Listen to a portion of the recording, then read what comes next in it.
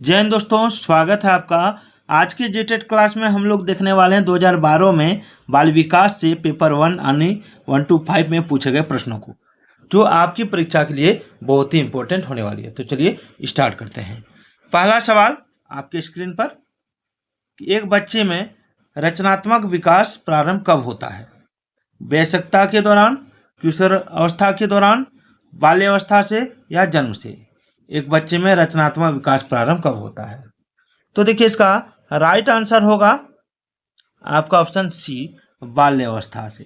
ठीक है, एक बच्चे में रचनात्मक विकास बाल्यावस्था से प्रारंभ होता है।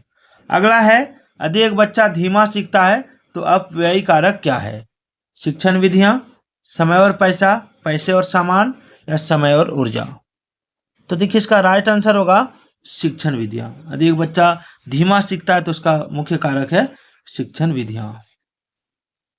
आगे अल्प अवधि मूल्यांकन के क्या फायदे हैं?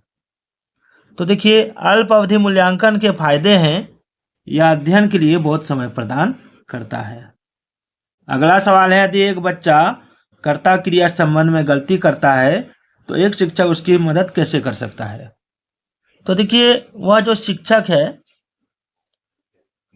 कक्षा में उस बच्चे पर विशेष ध्यान देते हुए उदाहरण देकर वो समझाकर उसको मदद कर सकता है। चलिए आगे बढ़ते हैं।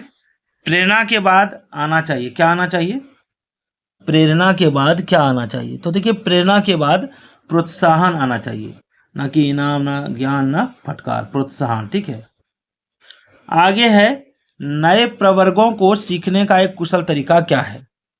तो देखिए, नए प्रवर्गों को सीखने का एक कुशल तरीका है उदाहरणात्मक तुलना करना। ठीक है, उदाहरण ज्यादा देना।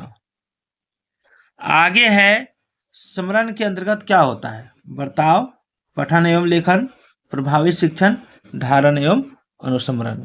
तो देखिए, इसका राइट आंसर होगा ऑप्शन डी, धारण एवं अनुस्मरण।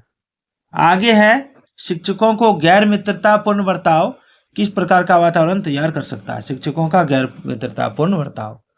तो देखिए, इसका राइट आंसर होगा भय और विस्मय। चलिए, शिक्षा एक पुनर्गठित और पुनर्निर्मित अनुभव है जो होता है। शिक्षा एक पुनर्गठित और पुनर्निर्मित अनुभव है जो क्या होता है?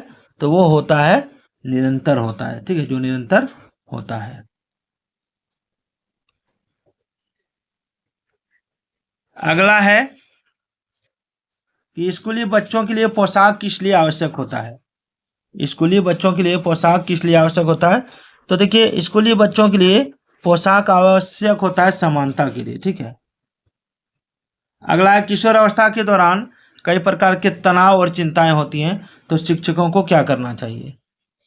तो देखिए, शिक्षकों को सहानुभूतिशील होना और सतर्कतापूर्ण व्यवहार से आगे बढ़ना चाहिए। किस प्रकार के प्रश्न बच्चों में सोच विचार कौशल बढ़ाते हैं? तो देखिए, बच्चों में सोच विचार कौशल बढ़ाते हैं तथ्यात्मक प्रश्न, तथ्यात्मक प्रश्न। ठीक है। आगे है, एक रचनात्मक बच्चे की विशेषता क्या होती है? तो देखिए, एक रचनात्मक बच्चे की विशेषता होती है समस्याओं के समाधान की क्षमता। आगे है, कालक्रमिक क्रम में बच्चे के सीखने के 4 चरण है, कौन कौन से? तो देखिए, इसका राइट आंसर होगा ऑप्शन ए, संवेदी प्रेरक, पूर्व प्रचलनात्मक, ठोस क्रियाएं और औपचारिक क्रियाएं।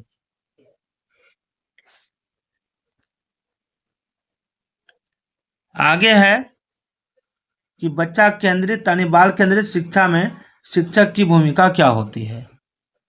तो देखिए, इस तरह की शिक्षा में शिक्षक की भूमिका होती है बच्चे का एक सक्रिय साथी। एक भाषा को सीखने में दक्षता प्राप्त होती है किससे? तो देखिए, एक भाषा को सीखने में दक्षता प्राप्त होती है सुनने के साथ। ठीक है। आगे है, व्यक्तित्व को किस रूप में समझा जा सकता है? व्यक्तित्व को किस रूप में समझा जा सकता है? तो व्यक्तिगत प्रभाव के रूप में। आगे है, थकावट के लक्षण क्या हैं? तो देखिए, थकावट के लक्षण है काम में रुचि की कमी। आगे है मनोभाव विकसित कैसे होता है। तो देखिए मनोभाव विकसित होता है शैशव काल में। चलिए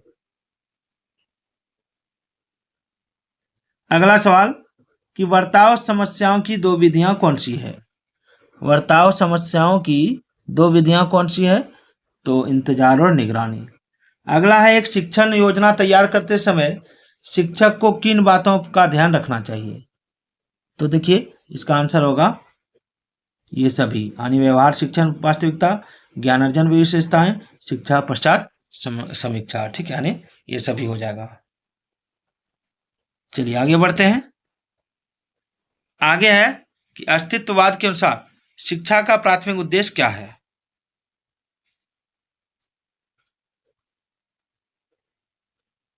चलिए अस्तित्ववाद के अनुसार शिक्षा का प्राथमिक उद्देश्य क्या है। तो देखिए इसका राइट आंसर होगा आपका ऑप्शन बी, एक व्यक्ति को तैयार करना जो स्वयं निर्णय लेता है। अगला सवाल है कि शिक्षा प्रणाली जहां विद्यार्थी होते हैं, यानी शिक्षा प्रणाली कहाँ होता है।